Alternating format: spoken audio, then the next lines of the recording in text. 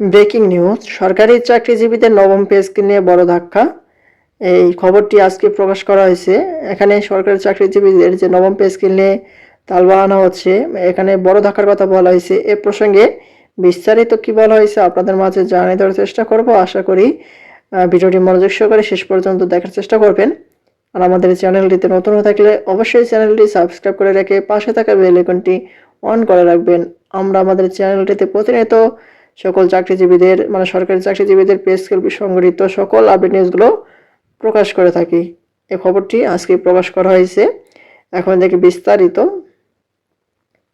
দেখতে পাচ্ছি বলা হয়েছে, সরকারি চাকরিজীবীদের বৈষম্য নিরসন ও সুযোগ সুবিধা বাড়ানোর লক্ষ্যে গত জুলাই মাসে অন্তর্বর্তী সরকার একটি পে কমিশন গঠন করেন।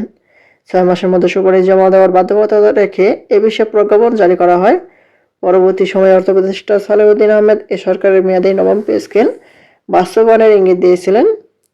তবে নভেম্বর মাসে তিনি জানান, সরকারি কর্মচারীদের নতুন পে কমিশন সংক্রান্ত চূড়ান্ত সিদ্ধান্ত নেবে আগামী সরকার।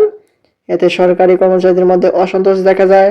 এরপর 30 নভেম্বর মধ্যে সুপারিশ জমা দিতে কমিশনকে আলটিমেটাম দেন কর্মচারী নেতারা।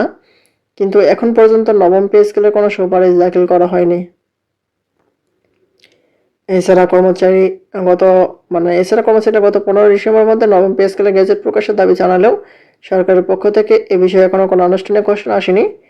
এদিকে দাবি আদায়ে আন্দোলনের প্রস্তুতি নিচ্ছেন সরকারি কর্মচারীরা। গত 20 ডিসেম্বর নতুন কর্মসূচি ঘোষণার কথা থাকলেও ইনকিলাব মঞ্চের নেতা শহীদ ওসমান হাদির মৃত্যুর কারণে তা স্থগিত করা হয়। আগামীকাল শুক্রবার নতুন কর্মসূচি ঘোষণা করবেন কর্মচারী নেতারা। কর্মচারী সংগঠনের একাধিক নেতা নাম প্রকাশ না করার শর্তে জানান, নতুন বছরের শুরু থেকেই পর্যায়ক্রমে কর্মসূচি দেওয়া হবে। এরই মধ্যে প্রতীকী অনশন, সমাবেশ, মহাসমাবেশ, এমনকি দৈনিক 1 থেকে 2 ঘন্টা কর্মবিরতিও থাকতে পারে।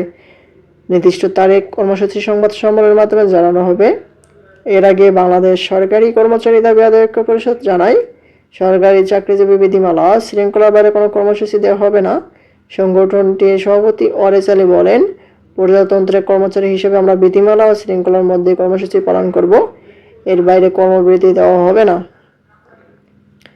হচ্ছে পে স্কেল নিয়ে সর্বশেষ আপডেট। পরবর্তীতে এটি সম্পর্কে নতুন কোনো আপডেট আসা মাত্র আমাদের এই চ্যানেলটিতে পেতে অবশ্যই চ্যানেলটি সাবস্ক্রাইব করে রাখবেন। ধন্যবাদ সবাইকে। আসসালামু আলাইকুম।